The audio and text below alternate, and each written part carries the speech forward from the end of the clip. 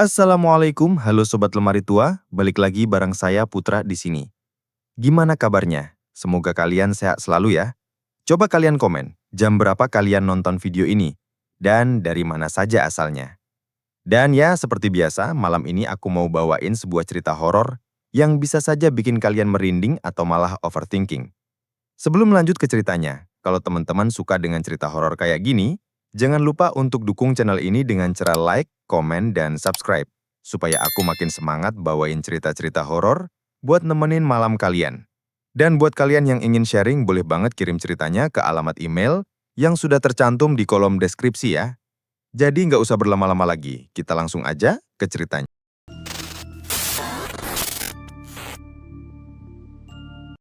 Aku masih ingat betul bagaimana awal mula semua kejadian aneh itu terjadi. Waktu itu, aku baru saja lulus kuliah, dan setelah berminggu-minggu sibuk dengan urusan lamaran kerja, aku merasa butuh sesuatu untuk menenangkan pikiran. Dari dulu aku memang suka mendaki, meski bukan pendaki yang sering keluar masuk gunung. Ada satu gunung di Jawa Tengah yang sejak lama ingin kudaki. Gunung yang katanya jalurnya cukup ramah untuk pemula, tapi tetap menyimpan tantangan. Karena kebetulan beberapa teman tidak bisa ikut, aku akhirnya nekat melakukan pendakian seorang diri. Ya, solo hiking. Awalnya aku pikir itu ide bagus. Mendaki sendirian, menikmati alam, tidak perlu menunggu orang lain, bisa berjalan dengan ritme sendiri, berhenti kapanpun mau.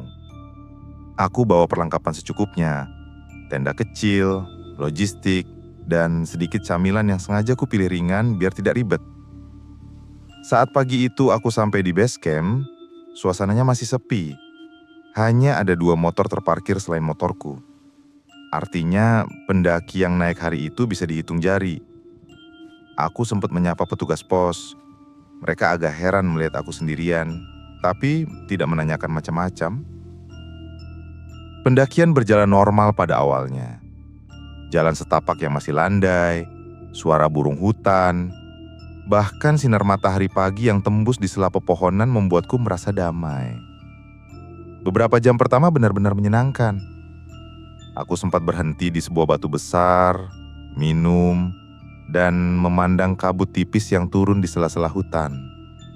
Rasanya seperti lukisan. Tapi semakin siang, suasana jalur mulai terasa berbeda.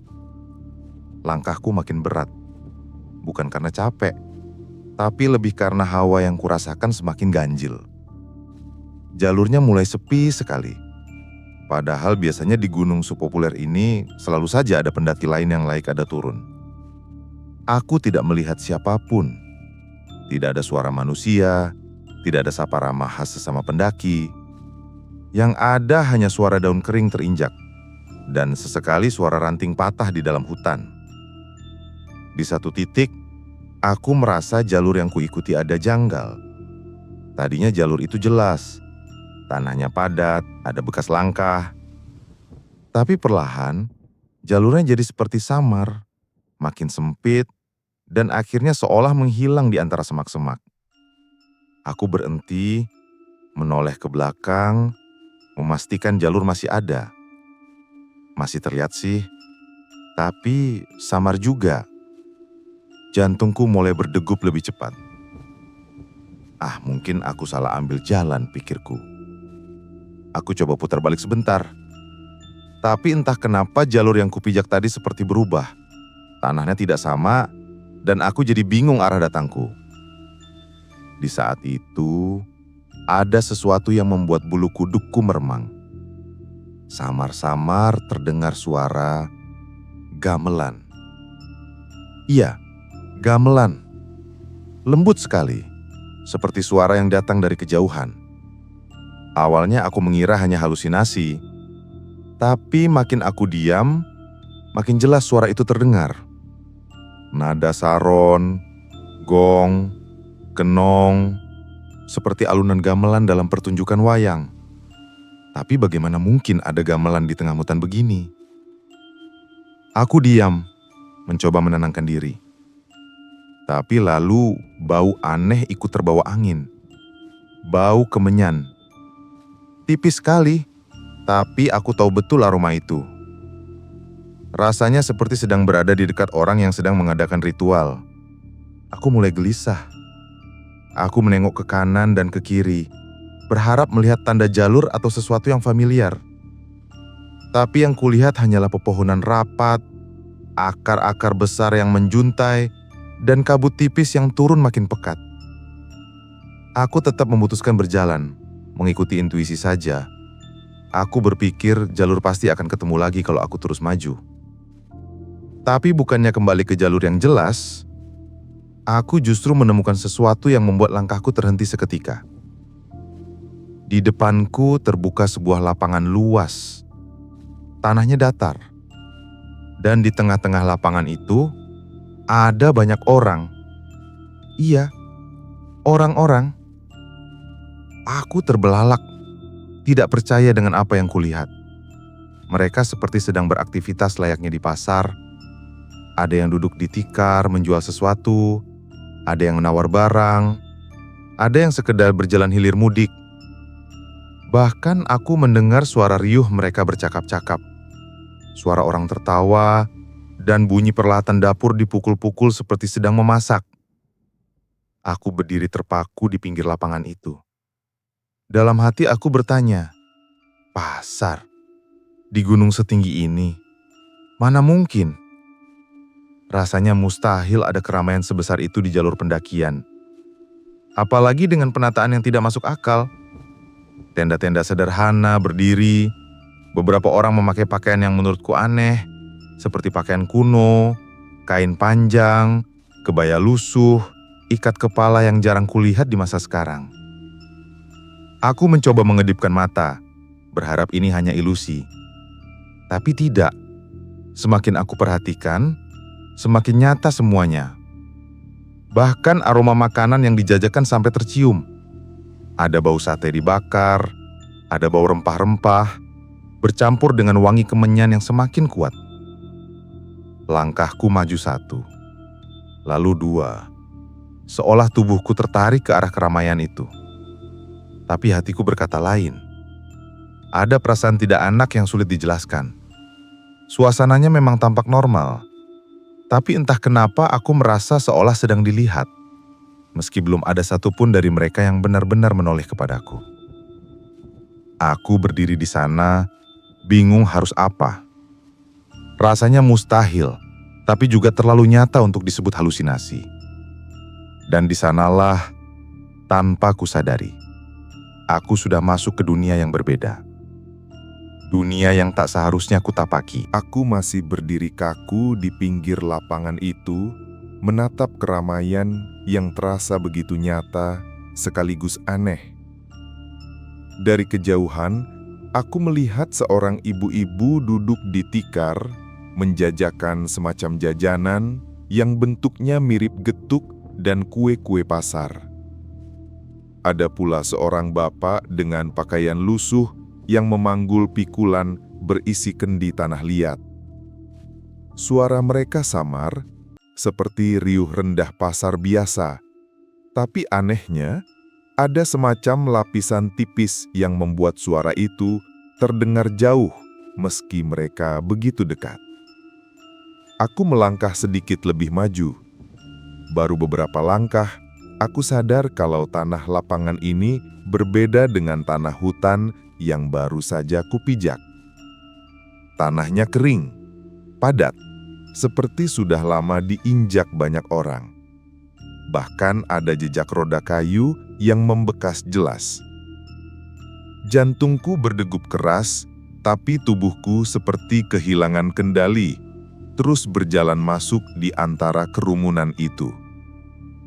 Semakin dekat, aku bisa melihat wajah-wajah mereka lebih jelas. Namun di sanalah sesuatu yang membuat bulu kuduku merinding. Wajah mereka tidak sepenuhnya nyata. Ada yang kabur, seperti diselimuti kabut tipis. Ada pula yang tampak jelas, tapi terlalu pucat, seperti mayat yang dipaksa hidup. Senyum mereka kaku, mata mereka kosong, seakan menatap jauh ke dalam diriku, meski aku belum menjadi pusat perhatian. Aku terus berjalan, melewati lapak-lapak yang menjual barang aneh. Ada yang menjual keris dengan sarung usang, ada kain batik berbau apek, bahkan ada makanan yang bentuknya tidak kukenal. Seperti buah, tapi warnanya terlalu mencolok, ungu terang bercampur merah darah. Bau anyir samar ikut terbawa angin ketika aku lewat. Lalu, sesuatu menarik perhatianku. Dari ujung lapangan, terdengar bunyi keras, bunyi roda besar digulung di atas tanah. Aku menoleh, dan yang kulihat membuat tubuhku kaku seketika. Sebuah kereta kencana muncul, ditarik oleh 2 ekor kuda hitam tinggi besar. Kereta itu megah, berhias ukiran emas, kain beludru merah kerjuntai di sisinya. Di atasnya duduk seseorang dengan pakaian serba mewah, mahkota emas berkilauan, dan di sekelilingnya ada para prajurit berjubah besi membawa tombak dan tameng. Aku terpana. Rasanya seperti kembali ke masa lalu. Seperti melihat potongan sejarah dari kejayaan kerajaan Majapahit. Para prajurit berbaris rapi, wajah mereka tegas, sorot mata mereka tajam. Kereta itu berjalan perlahan melewati pasar, dan anehnya, semua orang yang tadi sibuk berjualan dan bercakap langsung berhenti. Mereka menunduk hormat, seakan menyambut seorang raja atau bangsawan. Aku berdiri di tengah keramaian itu, bingung, harus ikut menunduk atau tidak. Kakiku terasa gemetar, tapi aku tak bisa menggerakkannya. Saat kereta kencana itu lewat, aku merasa sorot mata dari orang di dalamnya mengarah tepat kepadaku. Tatapan itu menusuk, dalam, membuat dadaku sesak. Dan kemudian, sesuatu yang benar-benar membuat darahku dingin terjadi. Setelah kereta itu berlalu, aku baru sadar kalau suasana pasar yang tadinya riuh berubah menjadi hening. Hening sekali. Tidak ada lagi suara tawar-menawar, tidak ada suara anak kecil, bahkan tidak ada suara langkah. Yang tersisa hanya suara angin yang menyapu dedaunan dan suara nafasku sendiri yang mulai tersengal-sengal. Perlahan aku menoleh ke sekeliling. Saat itulah aku sadar, semua orang di pasar itu, entah pedagang, pembeli, atau prajurit, kini berdiri diam menatapku. Mereka tidak melakukan apa-apa, hanya menatap dengan mata kosong, tapi tajam dan menusuk. Tatapan yang membuatku merasa seakan-akan seluruh tubuhku telanjang, semua rahasiaku terbuka. Aku mundur setapak, mereka tetap menatap. Aku mundur lagi, dan suasana semakin mencekam. Aku tidak berani bicara, tidak berani lari, hanya bisa terpaku di sana. Jantungku berdetak sangat cepat, keringat dingin mulai menetes dari pelipis. Lalu dari arah pepohonan di belakang pasar itu, terdengar suara lain yang menambah ketakutan. Suara pekik, suara lutung, seekor, 2 ekor, lalu semakin banyak. Awalnya samar, lalu semakin keras, seakan puluhan lutung berteriak bersahutan dari balik hutan. Suaranya membuat bulu kuduku berdiri tegak. Aku menoleh ke arah suara itu. Dan benar saja, dari antara pepohonan, tampak bayangan hitam bergerak lincah. Lutung-lutung itu muncul satu persatu, meloncat dari dahan ke dahan, lalu turun ke tanah. Jumlahnya semakin banyak, dan semuanya menatap ke arahku. Matanya merah menyala, giginya ditunjukkan, dan pekikannya menggema memenuhi udara. Aku mulai panik. Orang-orang di pasar masih menatapku, tanpa berkata sepatah kata pun, sementara lutung-lutung itu semakin mendekat, mengelilingi tempatku berdiri. Nafasku semakin cepat, kakiku kaku, Dan untuk pertama kalinya, aku merasa aku tidak sedang berada di dunia yang sama dengan manusia biasa. Di tengah ketegangan itu, aku sadar satu hal. Aku benar-benar tersesat. Bukan hanya di jalur gunung, tapi aku sudah masuk ke alam lain. Alam yang penuh rahasia, alam yang tidak seharusnya kutapaki. Aku berdiri kaku di tengah kerumunan yang hening itu. Puluhan pasang mata manusia yang tak sepenuhnya nyata, dan kini puluhan pasang mata merah menyala dari lutung-lutung yang muncul dari segala arah. Suasana jadi semakin tidak masuk akal. Angin yang tadinya hanya semilir, kini bertiup kencang, membuat kain-kain di pasar itu berkibar, dan suara pekikan lutung menggema seakan-akan datang dari segala arah sekaligus. Aku merasa tubuhku bergetar hebat. Napasku terengah. Lutung-lutung itu semakin mendekat, melompat cepat dari batang ke batang pohon, lalu turun ke tanah. Mereka berdiri tegak, beberapa menggeram, memperlihatkan gigi tajamnya. Jumlah mereka semakin banyak. Aku tidak sempat menghitung, tapi cukup untuk membuatku tahu bahwa aku tidak akan bisa melawan. Naluri bertahan hidupku akhirnya mengambil alih.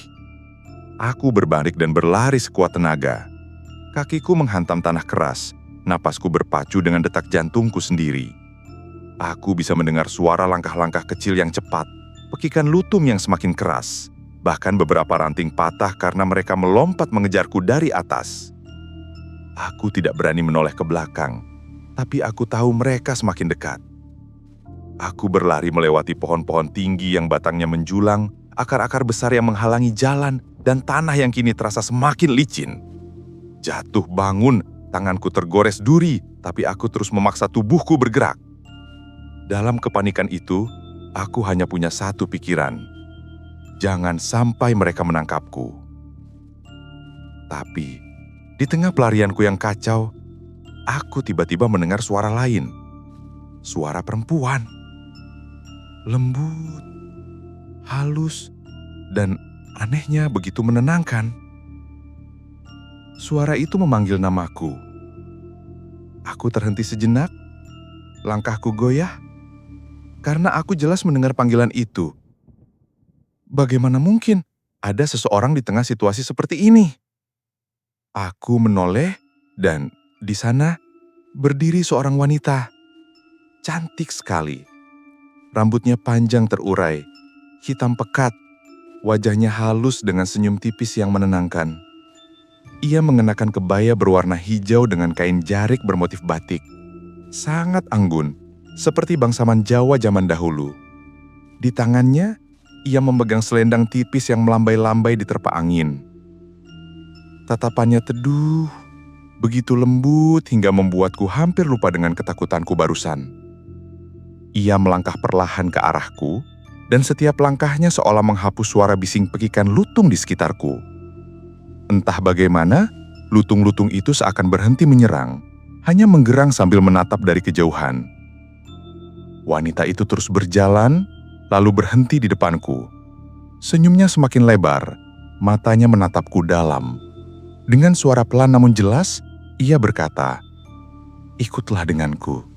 Kau tidak perlu takut lagi.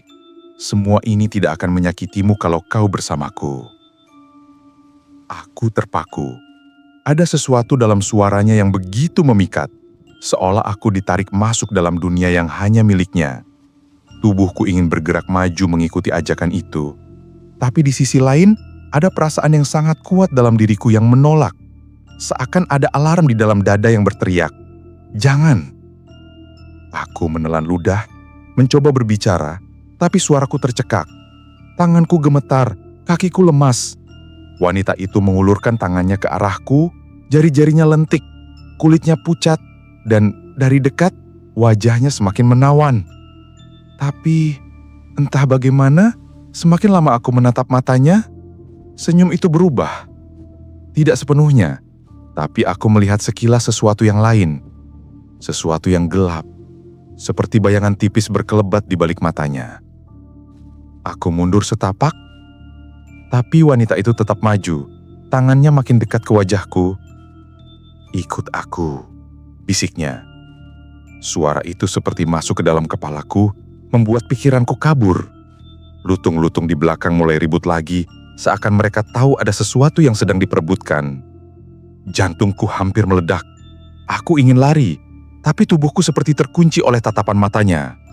Aku ingin menolak, tapi bibirku tak bisa mengucap satu kata pun.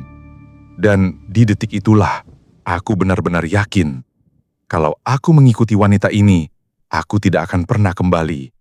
Aku akan hilang menjadi bagian dari alam mereka. Aku berusaha keras memalingkan wajah dan dengan sisa tenaga, aku memaksa tubuhku mundur. Wanita itu mendadak berubah ekspresi. Senyumnya menghilang, matanya melebar dan wajahnya yang cantik perlahan tampak berbeda. Pucatnya makin pucat, bibirnya terlihat kebiruan, dan senyum itu berubah menjadi menyeramkan. Suara lutung kembali menggema, kali ini lebih keras, seperti sorakan kemenangan mereka karena aku menolak ajakan wanita itu. Mereka kembali bergerak, meloncat, mengejarku lagi. Aku menjerit dalam hati, lalu kembali berlari meskipun tubuhku hampir tak sanggup. Hutan itu seolah tidak ada ujungnya. Aku hanya terus berlari menghindar tanpa tahu arah. Suara pekikan, tawa aneh, dan bayangan wanita itu masih menempel di pikiranku. Aku tahu aku harus segera keluar, tapi jalannya tidak pernah kutemukan. Dan di tengah rasa putus asa itu, ketika kakiku hampir menyerah, aku melihat sesuatu. Dari kejauhan, di balik kabut tipis, berdiri sosok kakek tua. Tubuhnya membungkuk, rambutnya putih, dan di sampingnya ada seekor monyet berwarna putih bersih yang duduk tenang.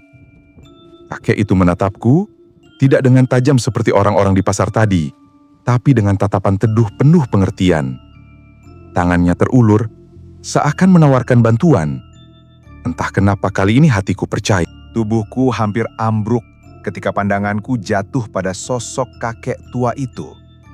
Di tengah hutan yang seolah tak ada ujungnya, di antara kabut yang makin tebal dan suara lutung yang terus menggaung, keberadaan kakek itu terasa seperti satu-satunya hal nyata yang bisa kugenggam. Rambutnya putih panjang terurai, bajunya sederhana, hanya berupa kain lusuh yang dililitkan di tubuhnya. Tapi justru kesederhanaan itu yang membuatku percaya. Tidak ada aura mengerikan seperti yang kutemui dari orang-orang di pasar tadi.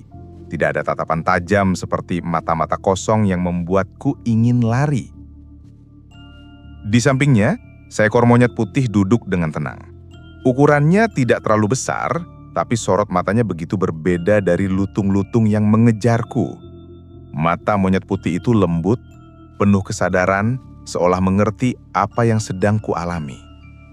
Ia hanya menatapku, tanpa suara, tapi tatapannya seperti berkata, "Kemarilah." Aku tersengal, nafasku kacau, lutung-lutung di belakangku semakin mendekat. Suara ranting patah, pekikan ganas mereka semakin jelas. Aku tahu aku tidak punya banyak waktu. Kakek itu mengulurkan tangannya ke arahku, dan untuk pertama kalinya sejak kejadian aneh ini dimulai, aku merasa ada sesuatu yang bisa menyelamatkanku. Entah kenapa, tanpa berpikir panjang, aku melangkah maju. Kakiku terseret, tubuhku hampir roboh, tapi aku terus mendekati sosok itu. Lutung-lutung berteriak semakin keras, bahkan aku bisa mendengar mereka meloncat-loncat mendekat, tapi hatiku sudah bulat. Aku percaya pada kakek ini. Ketika akhirnya jarak kami hanya tinggal beberapa langkah, kakek itu tidak mengatakan sepatah kata pun. Ia hanya mengulurkan tangannya, dan aku meraih tangan itu dengan gemetar. Begitu kulit tanganku menyentuh kulit tangannya, sesuatu yang aneh langsung terjadi. Sekelilingku bergetar, seperti ada lapisan tipis yang robek. Suara pekikan lutung mendadak memudar seperti ditarik menjauh. Suara gamelan samar yang sejak tadi mengikutiku hilang perlahan. Bahkan bayangan wanita cantik yang tadi mengejarku lenyap begitu saja. Aku merasa seolah-olah tubuhku ditarik dari kegelapan yang pekat menuju cahaya samar. Pandanganku kabur, kakiku limbung, dan sekejap kemudian, aku tidak lagi berada di lapangan pasar gaib itu. Tidak ada kereta kencana, tidak ada manusia dengan wajah kabur, tidak ada lutung yang mengepungku. Semuanya hilang. Yang ada hanyalah hutan. Hutan gunung seperti biasanya. Pepohonan menjulang, tanah basah, dan suara angin alami. Aku berdiri terpaku, masih memegang tangan kakek itu. Tapi anehnya, ketika aku menoleh untuk memastikan kakek itu sudah tidak ada. Begitu juga monyet putihnya.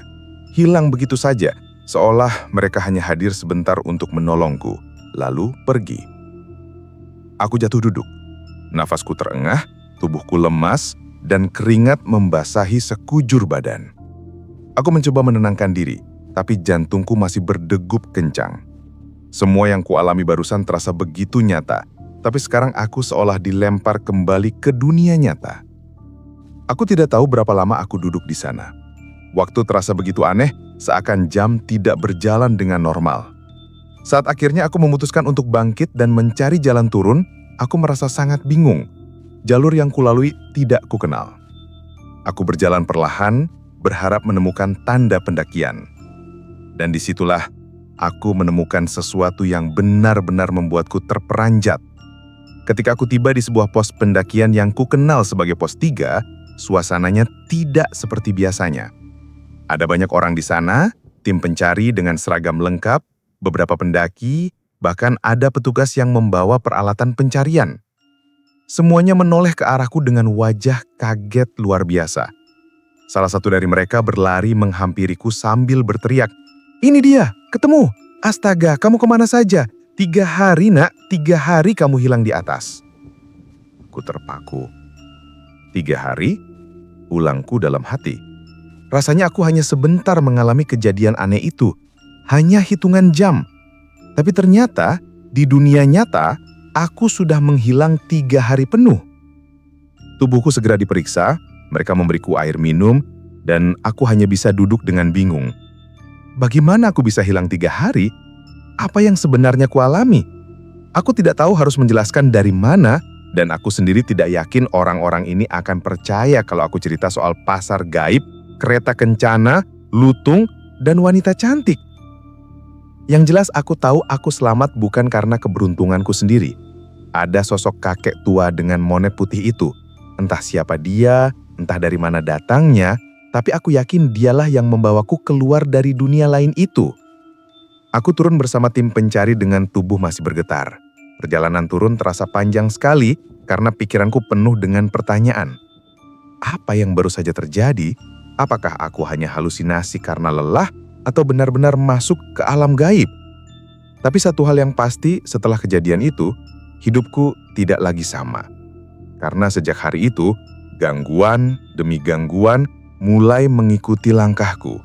Sesuatu dari alam sana seolah belum sepenuhnya melepaskanku.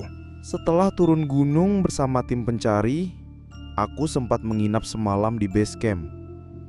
Tubuhku terlalu lelah. Mental juga masih porak-poranda. Aku ingat betul, malam itu aku hanya terbaring, menatap atap kayu bangunan base camp, sementara suara pendaki lain samar terdengar bercampur dengan desiran angin. Meski tubuhku seolah ingin istirahat total, mataku sulit sekali terpejam. Setiap kali aku hampir tertidur, bayangan lutung-lutung itu muncul kembali. Suara pekikan mereka menggema di telingaku. Dan yang lebih parah, wajah wanita cantik yang memanggilku itu selalu tiba-tiba muncul dalam ingatan dengan senyum yang awalnya menenangkan, tapi kemudian berubah menyeramkan. Paginya aku dipulangkan. Keluarga sudah menunggu dengan wajah cemas bercampur lega. Mereka memelukku erat seakan tak ingin melepaskanku lagi. Aku hanya bisa tersenyum kaku, karena di balik rasa syukur bisa kembali, ada kegelisahan yang tak bisa kusingkirkan. Aku tidak berani cerita detail tentang apa yang benar-benar terjadi. Aku hanya bilang sempat tersesat dan baru berhasil menemukan jalur setelah berputar-putar. Tentu saja tidak ada yang benar-benar percaya kalau aku cuma tersesat. Mereka tahu ada yang janggal, tapi aku memilih diam. Hari-hari setelah kejadian itu, hidupku berjalan seperti biasa, atau setidaknya aku mencoba menjalaninya seperti biasa. Tapi sejak malam pertama aku tidur di rumah, aku mulai merasakan sesuatu yang aneh. Saat semua orang sudah tertidur, aku terjaga sendirian di kamar. Suara malam biasanya hanya nyamuk, jangkrik, atau sesekali ayam berkokok dini hari. Tapi malam itu berbeda. Dari luar jendela kamar, samar-samar terdengar suara gamelan. Pelan sekali, nyaris seperti hanya ilusi. Tapi aku tahu, aku tidak salah dengar. Nada saron, gong, kenong, sama persis seperti yang kudengar di hutan waktu itu. Aku menahan napas, memicingkan mata, mencoba meyakinkan diriku sendiri kalau itu hanya suara dari radio tetangga atau mungkin acara hajatan yang masih berlangsung. Tapi semakin kupasang telinga, semakin jelas suara itu datang bukan dari kejauhan, melainkan dari dekat, dari pekarangan rumah, dari balik jendela itu. Aku memaksa mataku tertutup rapat, berpura-pura tidak mendengarnya, hingga akhirnya aku tertidur dengan perasaan gelisah. Gangguan berikutnya datang beberapa hari kemudian. Saat makan malam, aku sedang duduk sendirian di ruang makan. Nasi dan lauk sederhana sudah tersaji di meja. Aku baru saja hendak menyuap nasi, ketika aroma itu tiba-tiba muncul lagi. Bau kemenyan. Tipis, tapi jelas. Padahal tidak ada yang membakar apapun di rumah. Aku menoleh ke kiri dan kanan, lalu mataku menangkap sesuatu di kaca lemari makan. Bayangan samar seorang wanita dengan rambut panjang terurai berdiri di belakangku. Tersenyum, aku terperanjat. Sendok hampir jatuh dari tanganku. Saat aku menoleh cepat, tidak ada siapa-siapa. Tapi di kaca, bayangan itu sempat jelas kulihat. Wajah wanita yang sama, wanita yang dulu membujukku untuk ikut bersamanya. Sejak itu, aku benar-benar tidak bisa tidur nyenyak. Hampir setiap malam, selalu ada saja kejadian aneh. Kadang aku mendengar langkah kaki di teras padahal semua orang sudah tertidur. Kadang aku mencium aroma bunga melati yang menyengat di dalam kamar meski jendela tertutup rapat. Pernah sekali, aku terbangun karena mendengar suara bisikan halus di telingaku, memanggil namaku dengan lirih. Saat ku toleh, tentu saja tidak ada siapa-siapa. Tapi bulu kuduku berdiri, keringat dingin mengucur deras. Yang paling membuatku bingung adalah mimpi yang terus berulang. Dalam mimpi itu, aku selalu bertemu dengan sosok kakek tua yang pernah menolongku. Ia berdiri di tempat yang sama, dengan monyet putih di sisinya. Wajahnya tenang, sorot matanya lembut, tapi selalu ada rasa serius dalam tatapannya. Ia tidak banyak bicara, hanya sesekali mengangguk atau mengulurkan tangan, seolah ingin mengingatkanku akan sesuatu. Monyet putih itu pun hanya menatapku, kadang mengangguk kecil, seakan ia juga ingin menyampaikan pesan. Aku tidak tahu apa arti semua ini. Apakah mereka berusaha melindungiku, atau justru ada sesuatu yang lebih besar yang sedang menantiku? Yang jelas, sejak kejadian di gunung itu, aku merasa hidupku tidak pernah benar-benar kembali normal. Dunia yang dulu ku kenal terasa berbeda. Seakan ada pintu yang sudah terbuka dan tidak bisa kututup lagi. Setiap malam aku selalu takut. Bukan karena gelap, tapi karena aku tahu sesuatu sedang memperhatikanku. Sesuatu dari alam lain yang dulu sempat hampir menyeretku. Aku tidak tahu sampai kapan aku bisa bertahan. Tapi yang jelas, ini baru permulaan. Gimana Sobat Lemari Tua? Coba kalian komen di bawah, apakah cerita ini cukup membuat kalian terhibur atau takut? Dan sekian cerita untuk kali ini, semoga kalian terhibur dan mendapatkan sisi positif dari setiap cerita yang aku bawakan. Sampai jumpa di cerita lainnya, Bersama saya Putra, wassalamualaikum warahmatullahi wabarakatuh.